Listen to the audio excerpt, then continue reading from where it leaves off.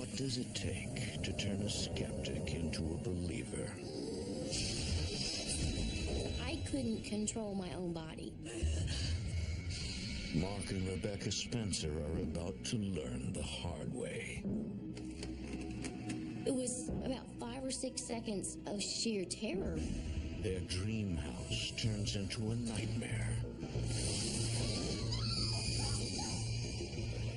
When they discover its horrific past. Hearing all those voices just really changed my life. In America, there is real evil. It lurks in the darkest shadows in our most ordinary towns. Between the worlds we see and the things we fear, there are doors. When they are opened, nightmares become reality.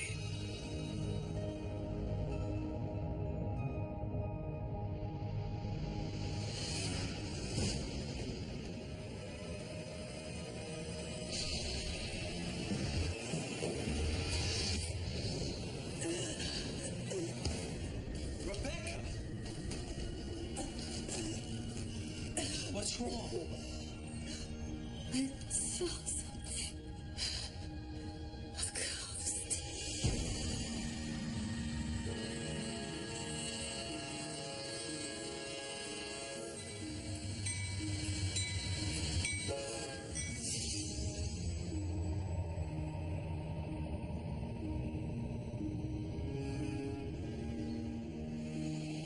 Monticello, Arkansas, 2005. For the past 18 years, Mark Spencer has been a department chairman at a university in Oklahoma, but he's interviewing for a new position at the University of Arkansas.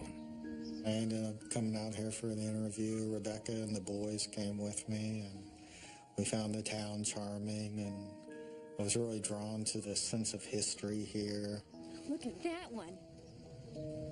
While out walking one afternoon, a large mansion catches Rebecca's attention. We just looked at it in almost disbelief that a house like that existed because it was so unique. If we're gonna move here, I want that house. I was rather drawn to Monticello in a somewhat mysterious way, I suppose. I could have stayed where I was, which would have been safe. I would have made more money. But I just really felt drawn to the town.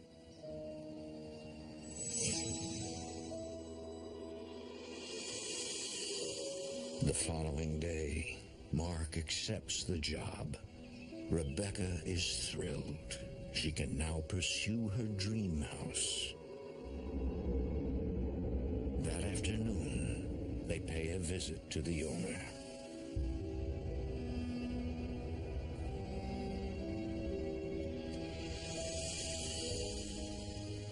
I wanted that house. Short of the devil walking out the front door, I was going to buy it.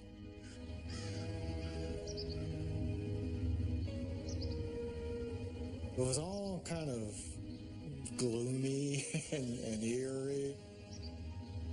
What am I supposed to say? Well, just tell him you're the new dean of the university and you love the house. If she doesn't slam the door in your face, tell her you want to buy it.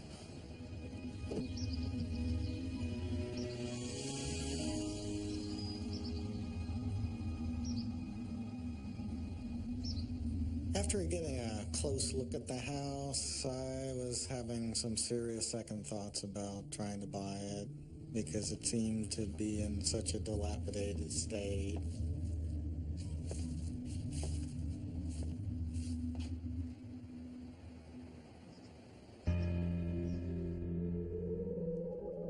But what Mark doesn't realize is that this house is not dead. It's very much alive. The same shall drink the wine of the wrath of God, which is poured out without mixture into the cup of his indignation. And he shall be tormented with fire and brimstone in the I think the idea that frightened me was that whoever owned this house would be listening to such a radio program in the middle of the afternoon. I was a little bit afraid of what the owner was going to be like. No rest day nor night, who worship the beast in his image, and whoever receiveth the mark of his name.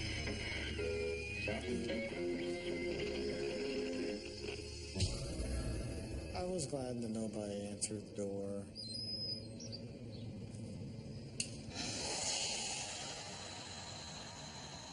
This place looks like a money pit to me. Although the house is in disrepair, there's something about it that still fascinates Rebecca. I think he was trying to discourage me, but it didn't work. I still wanted the house. It didn't matter. It didn't really matter what he said. The Spencers ask everyone they know about the house on North Main Street, hoping someone can lead them to the owner. We thought maybe we could go to a real estate agent, and the real estate agent could approach the owner and see whether the owner might be interested in an offer. We're interested in a particular house. Great. It's the one on the corner of North Main and Oakland? You mean the Allen house? Hasn't anyone told you? It's haunted. I just figured, it's a small town. Every small town has a haunted house. And she just said, well, that's not the kind of house you want to talk about. It's not for sale or anything, and the woman that owns it would never sell it anyways. I'm sorry, but I can't help you with that house. I didn't immediately assume that there was something weird about the house. No, I was more inclined to think there was something weird about the real estate agent.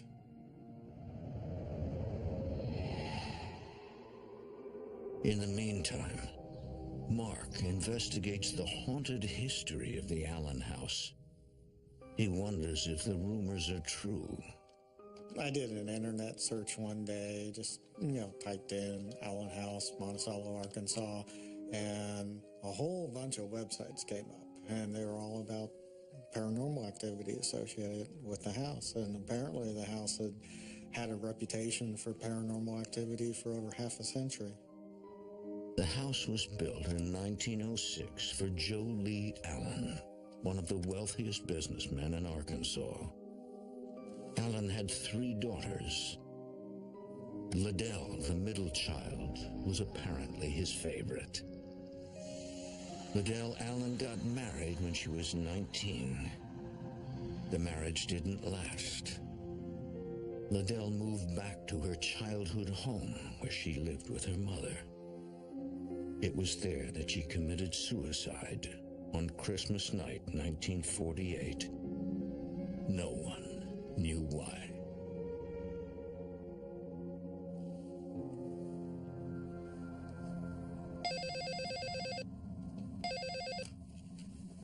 Hello? Is this Dean Spencer? I got a call from the owner of the house, and she said that she understood that I wanted to buy her house.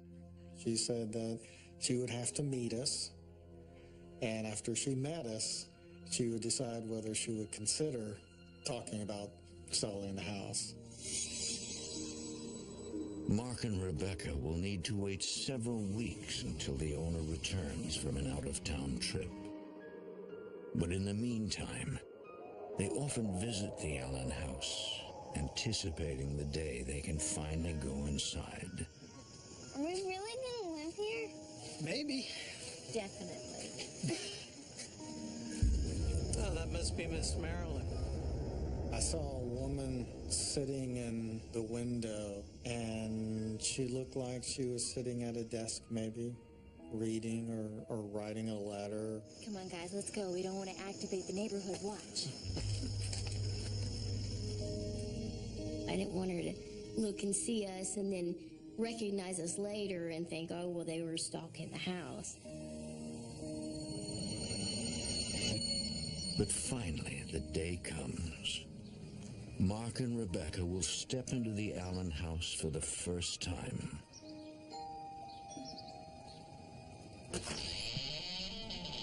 Welcome to Allen House. I'm Mark. We spoke on the phone.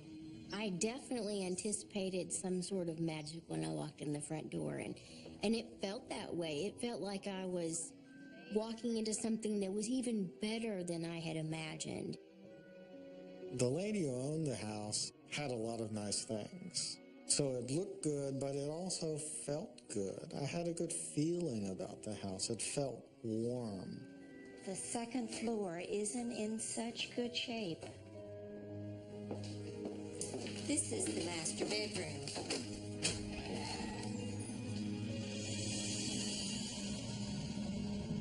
Is this the room that overlooks the street? Yes.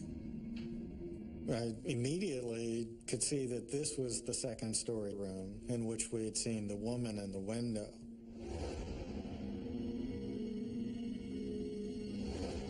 And what was surprising was that we couldn't get into the room because the room was packed full of furniture and boxes. You must have done a lot of heavy lifting to get these boxes in here. We saw you sitting at the front window just a few days ago. I haven't been in this room for months. I figured that my wife and the kids and I had all experienced some sort of common optical illusion. Maybe it was a ghost. I'm sure you've heard by now that this house is haunted. We don't believe in that sort of thing. Oh, but it's true. This house is haunted. She told Mark that he would hear lots of stories about it, but not to worry because she had had the house exorcised. When I first moved in here, I could hear the ghosts talking constantly. They don't talk as much now. My response to that was that, well, she was just probably a little crazy. And I wanted to be polite, and after all, I was trying to buy her house, so I just kind of went along and said, oh, that's really interesting. Well, we've got to be going. We've got to pick our son up from school, but thank you so much for showing us your beautiful home. Glad you like it. I think the house likes you, too. That's when she first came out and said that she was thinking of selling her palace and that God must have brought us to her because we were the types of people that she would want to sell her palace to. But yes, I think I'm supposed to do this. She said that she was surprised to find herself saying that because she never thought she would sell the house. But she had a feeling about me and Rebecca. She said that for some reason she felt that we were meant to own it. Done. Oh my goodness, I have to hug you. But little do they know, they're moving into a house with a very dark past. We felt that the house needed to be saved and that we were the ones to save it. Perhaps Mark and Rebecca were chosen to own the house. But just what were they chosen for? You ready to buy a house?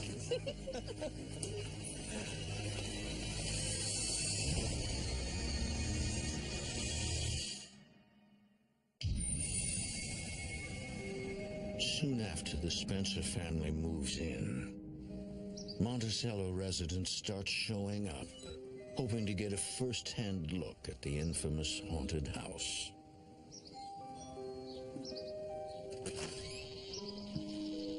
We heard that you were letting people come in to see the haunted house. They would show up at the door and they would say, hey, we want to come and see inside. And I'm like, well, I don't know who told you could come inside my house, but you can't. Would you have a stranger come into your house and look around? No. Sorry. I just knew right from the start, when the kids started showing up at the door and then later adults showing up at the door, that the house was of interest to everybody. And there was no way I was going to be able to just say go away and don't come back.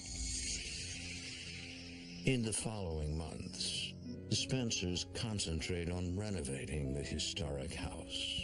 Have you been at this long? Just started, actually. I convinced Lauren to take the kids. We did most of the work ourselves because we enjoy hands-on projects, but also for the financial reasons. Taking on the project and hiring someone to do every little part of it would have just been too costly. Could you run up to the attic real quick and grab me a screwdriver? No problem.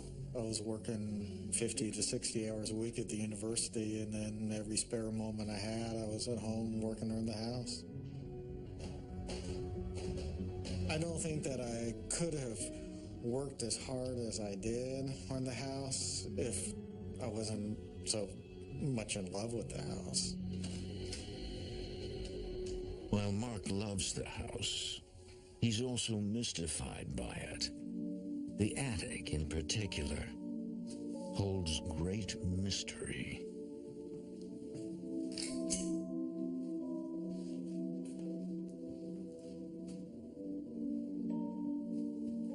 I was fascinated with the attic. In a way, I loved the attic, but I also was afraid of it. And I can't give you a rational explanation as to why I was afraid of it.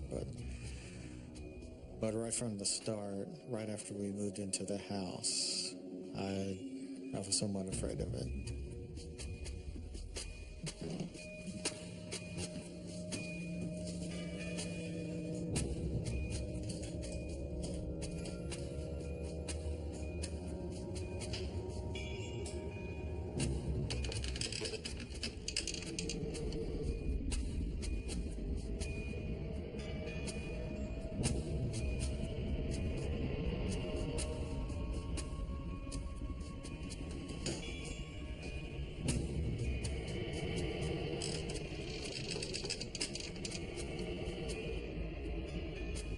Mark's uneasiness grows.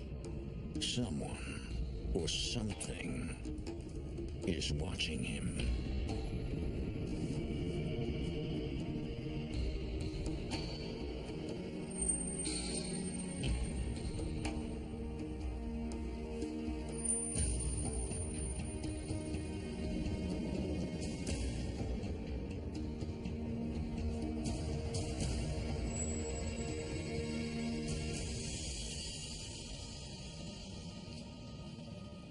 One of the little things that I found in the attic was half of a photograph of an infant. And on the back of it was enough of an inscription to determine that it said Miss Liddell. And I wondered, why would anybody tear a photograph of a baby in half? But then, something unusual catches his eye.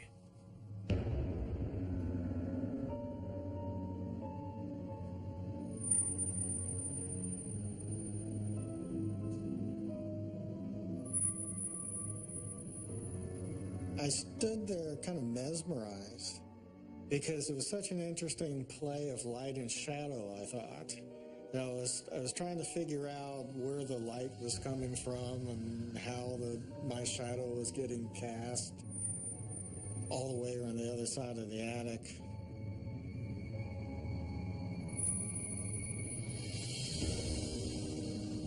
And then what was really strange was that when I moved, my shadow didn't move.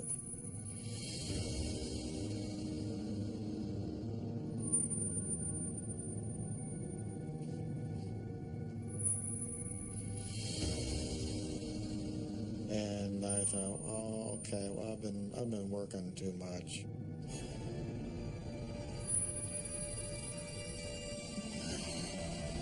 At the time, I was just determined really not to think much about it. I figure, well, there must be some explanation. I just don't have it at the moment.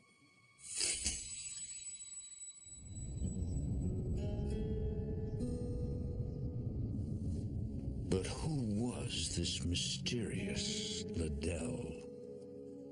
The next day, Rebecca follows up and discovers that this woman grew up in the house and later died of an overdose. at the age of 54. The only thing I really understood about Liddell from the newspaper was her obituary. That said the most about her. It really said that she was a very well-loved woman who cared for everyone but herself.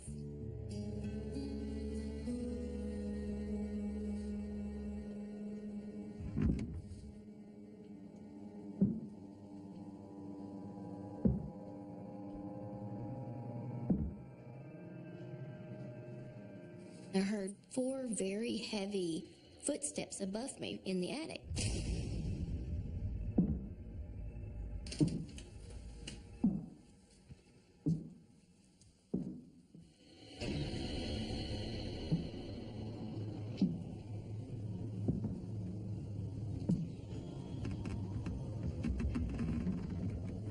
I was absolutely certain that someone had snuck in the house and was hiding out up there.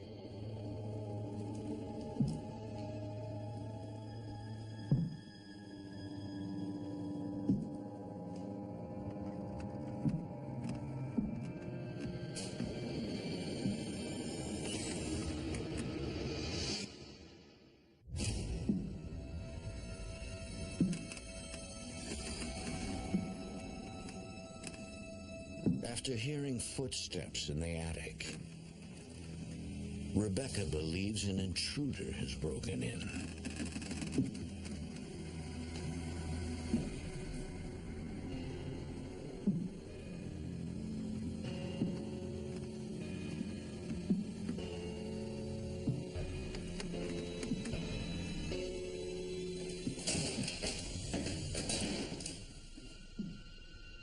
But shortly after, the sounds of footsteps disappear.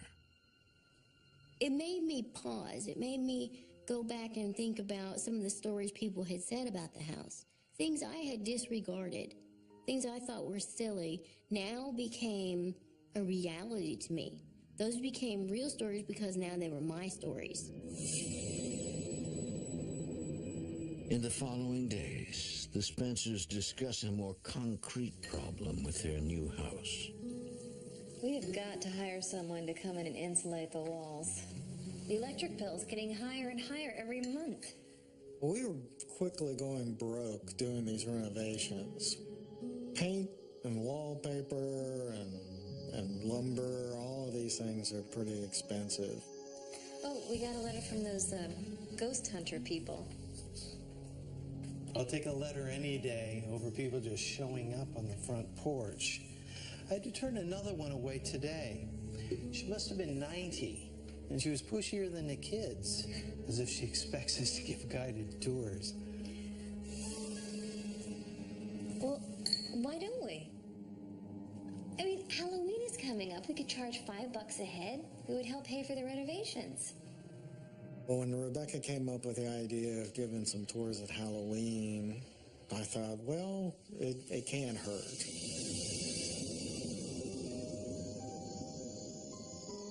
On Halloween night, the Allen House opens its doors to the public for the first time. You're not going to believe this. The line stretches all the way around the block. I thought it'd be great if 50 people showed up and paid to tour the house. And we had 600. Welcome to Allen House. Some of the people, when they came up on the porch to wait for their turn to go in the house, were so scared that they were shaking. They thought something was going to just jump out and get them, and they were going to have a real, true haunted experience. The Spencers have hired a group of local students to lead the tours. All right, first group, follow me, please. One of those students is Shane Curry. That first group was really more interested in like the ghost stories. That's what they really came for. You've all heard about Liddell Allen, who supposedly haunts this house. This is the room where she killed herself. Right over there.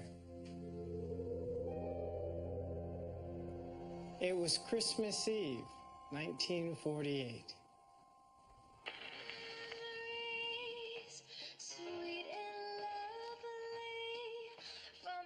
Patty Allen, Liddell's mother, was hosting her annual Christmas party. Liddell was, of course, in attendance. Good to see you. We'd heard some accounts of the Christmas party of Liddell seeming a lot more somber than she usually was. By the end of the party, Liddell appeared disheartened, but no one could understand why an otherwise cheerful woman seemed so depressed. At one point late in the evening, she prepared herself a plate of hors d'oeuvres and a glass of punch, and she went upstairs.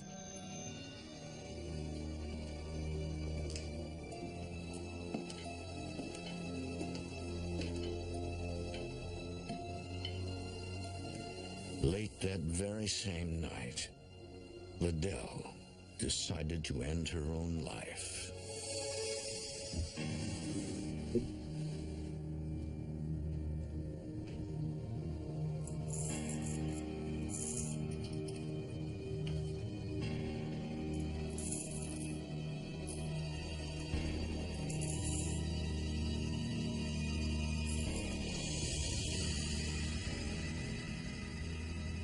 She suffered for about a week before she finally passed away. Her mother came home and sealed up this room. No one came in here for the next 37 years until the Allen family sold the house. That's when the ghost stories began. You don't actually believe those stories, do you?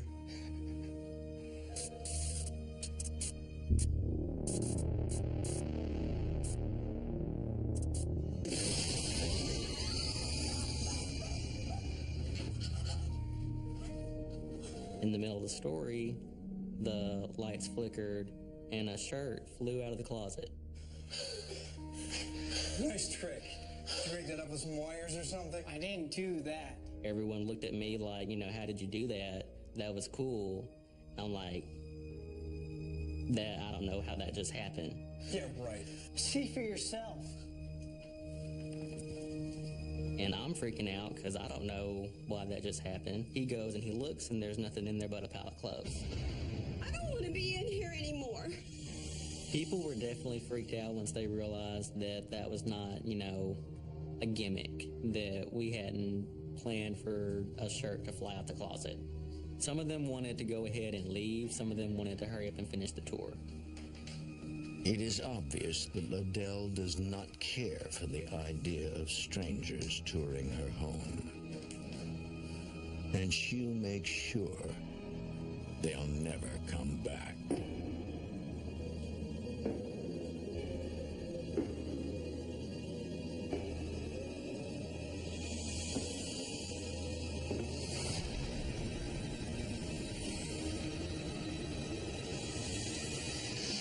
For more A Haunting, go to DestinationAmerica.com. A simple tour of the haunted Allen house has turned into much more than anyone planned.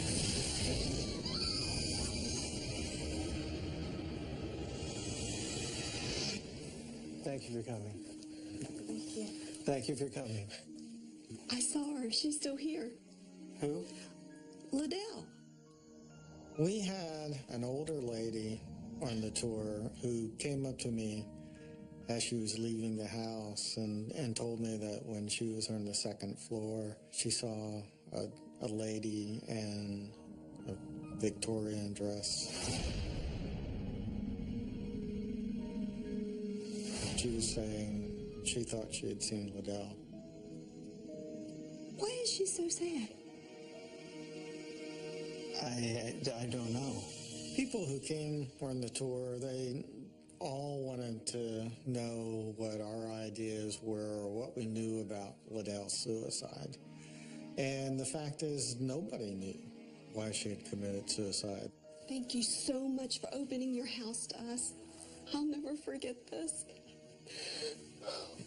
I saw her.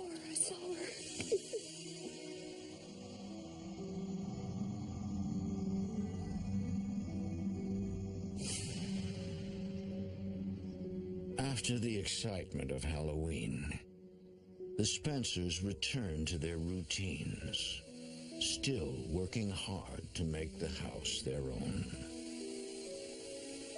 But someone is intent on distracting them.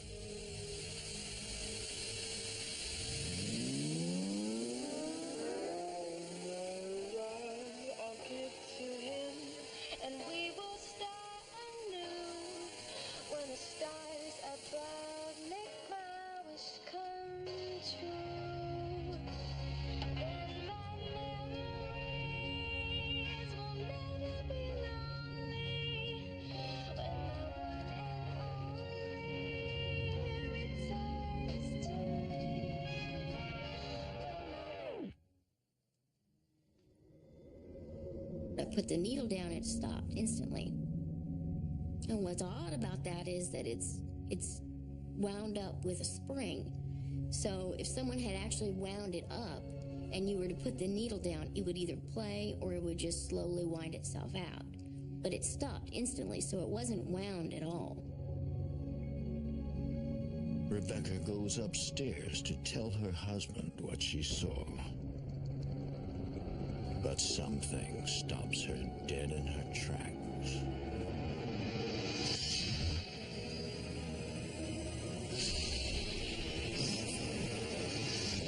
It was controlling me. I had to feel what it wanted me to feel. Rebecca! It was about 5 or 6 seconds of almost sheer terror. What's wrong? I saw something. A ghost. It's as if Liddell is trying to tell her something. But what? I still wasn't really convinced, I guess, for myself. It wasn't that I thought that she was crazy, but I suppose I just wanted to see it for myself.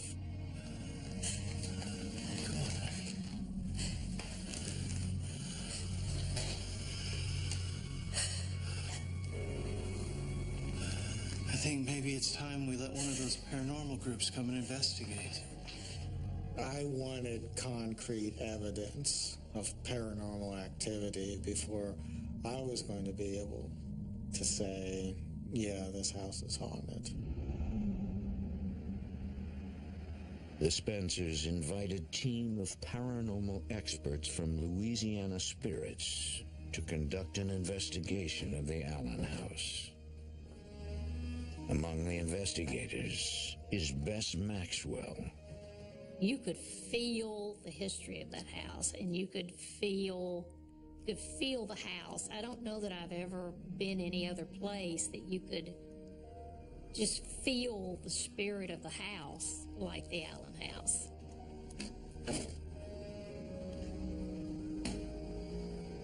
We really didn't understand what the protocol was for having paranormal investigators in one's home.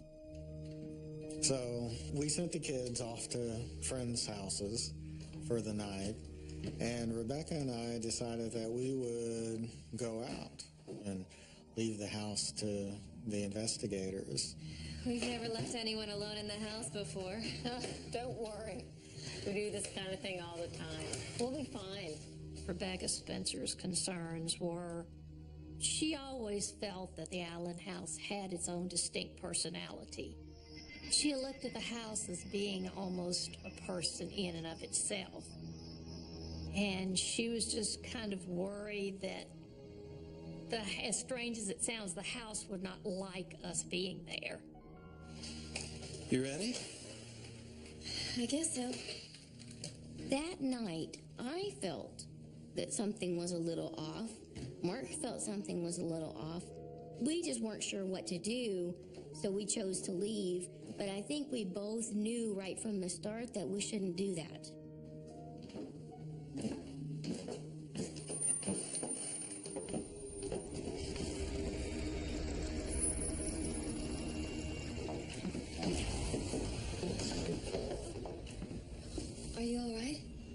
I felt a little dizzy coming down the stairs. I didn't think too much of it at the time. I thought, well, maybe I need to eat or something. But I did. I felt like the air was suddenly charged in some way. I'm okay. Come on. But Mark is far from okay. Perhaps it's a warning of events yet to come.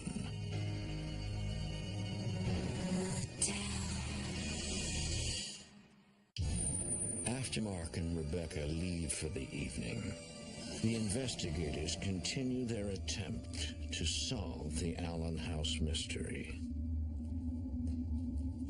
The attic has always been the focal point of a lot of the activity in the house. Bess uses an EMF meter to pick up on electronic frequencies.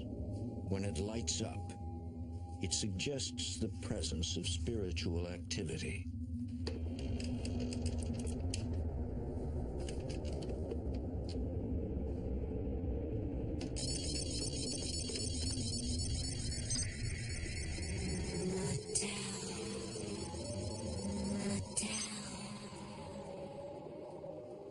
I thought that one of the other investigators was coming up behind me and had just said her name.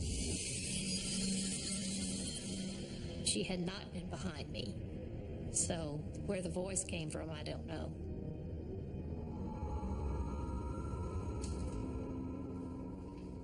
Meanwhile, Rachel Ellis sets up a camera in the master bedroom.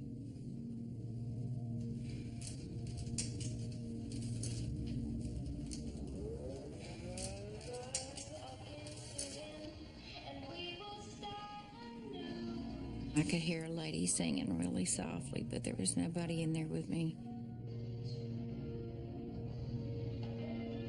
Maybe nobody inside.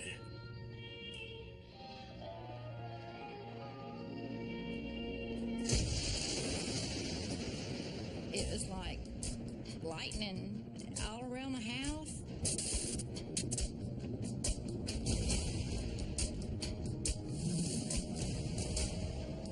What happened? I don't know. Everything is dead except the audio recorders. All electricity went out. There was no electricity whatsoever, but our recorders were still up. I saw sparks outside just before the lights went out. It must have been a transformer. The neighbors still have power. Then we realized that, well, it could have been the transformer because we were the only house with no electricity. The houses next door on either side, the house across the street, their lights were on. So it was just us. I better call Rebecca.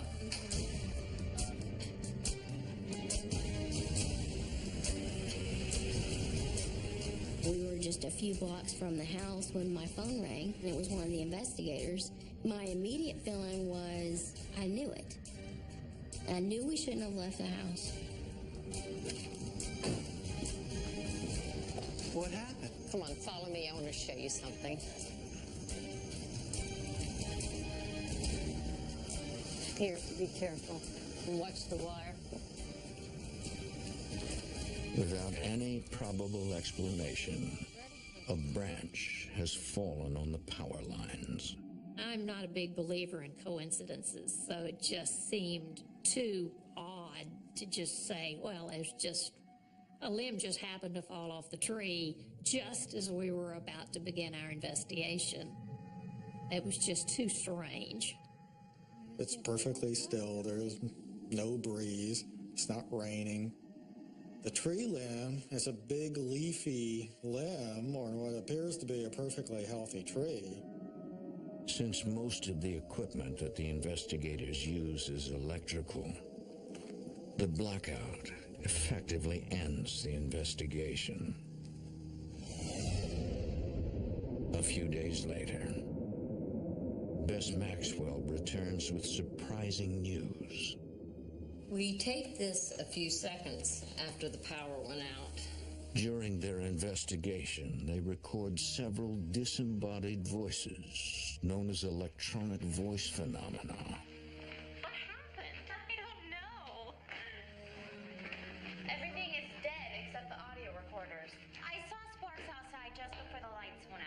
faster than a transformer.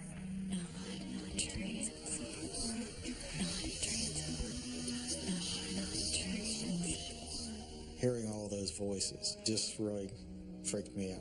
The neighbors still have power. I better call her back up. I've never heard anything like this. And there are more.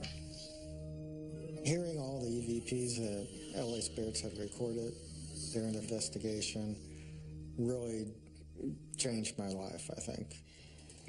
For me, the truly amazing thing about this is that the voice seems to be responding to us in the moment, as if it hears what we're saying and it's trying to talk to us. A lot of the things that we do deal with residual hauntings, which are not intelligent hauntings. It's just like something playing all over and over and over on a tape recorder. You can get EVPs from that too, but this was not that. This was an intelligent haunting. This was a spirit in the house that had an agenda. This spirit wants something from us. What does it want? Well, that's what we have to find out. We thought if we could reveal why Liddell killed herself and what was going on with her, maybe then she would be done with her earthly business. The Spencers continue to be haunted by unanswered questions about the suicide of Liddell Allen Bonner. It's a mystery they cannot ignore. Mark has tried to understand things rationally, but now his instincts take over.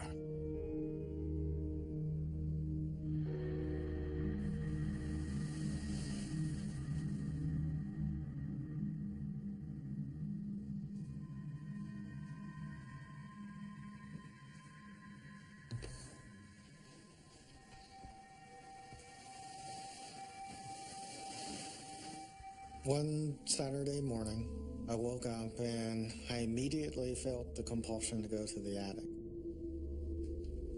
I was arguing with myself that there wasn't any reason to go to the attic because I had scoured the attic many times and I was convinced that I had found everything that there was to be found.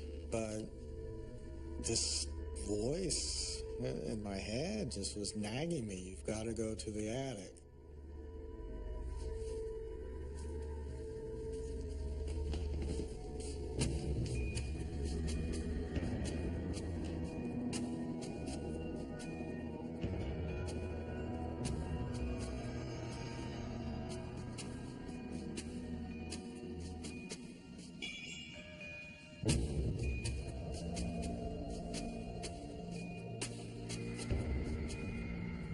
I looked down at that opening, and at first I didn't see anything.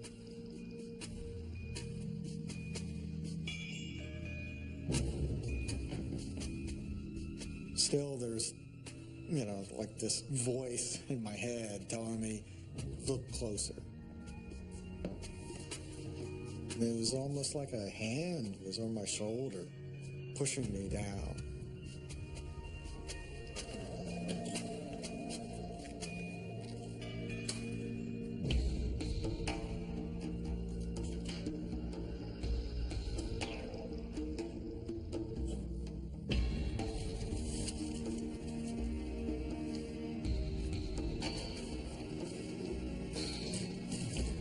Opened up their large brown envelope, and it was full of smaller white envelopes. And these were all letters.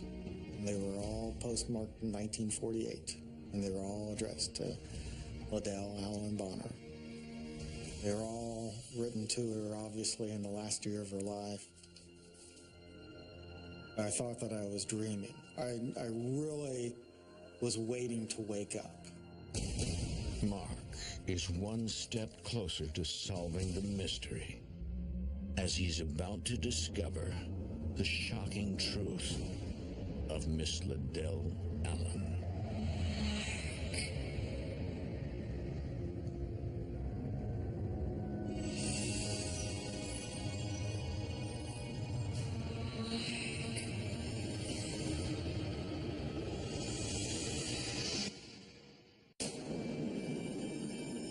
After trying to decipher the paranormal disturbances in the house, Mark is led to the attic and discovers a stash of hidden letters. The truth behind Liddell's suicide is finally before him.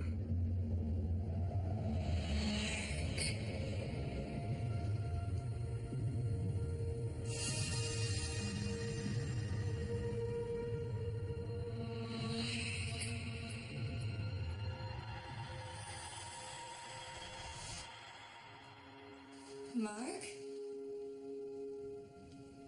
I literally blinked fast several times, and it was Rebecca coming toward me. What's wrong? I think that the transition between seeing Liddell and then seeing Rebecca, I think that it was meant that way. I think that Liddell was probably using Rebecca's energy to show herself to me. I know why Liddell killed herself.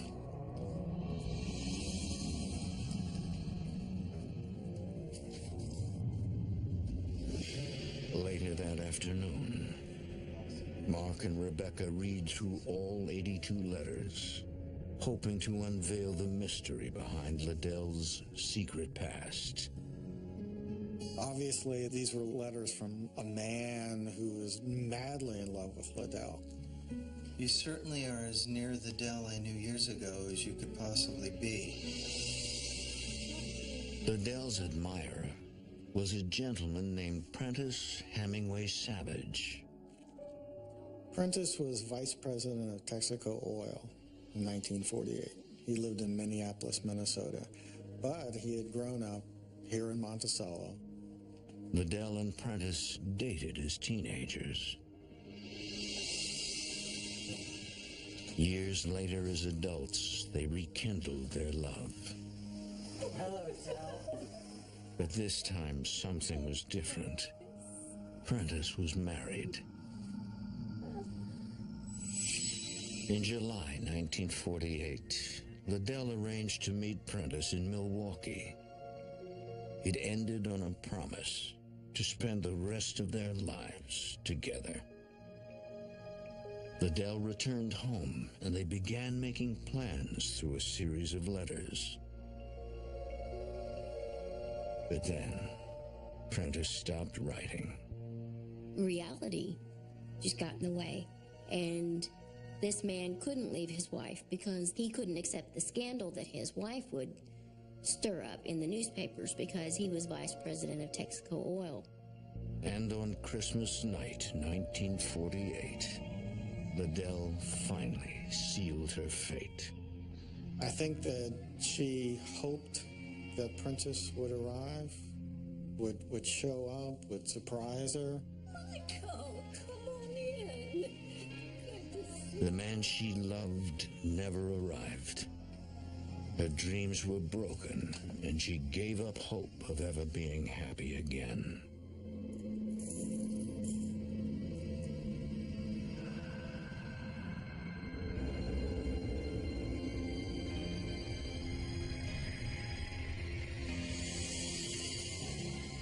I'm reading these letters full of these wild promises and declarations of love, but I know how it ends. She knew he wasn't coming back. I felt sad for her, and at the same time, I felt a sort of happiness that now we knew, and obviously she wanted us to know. We would not have discovered those letters any other way. She had to have wanted us to know the story. She had nothing left, and she couldn't pretend anymore. We'll make sure everybody knows that. From the first moment we saw the house till now, all of it has felt like it was destiny or some sort of fate that brought us to this town. I really feel like we are where we're supposed to be.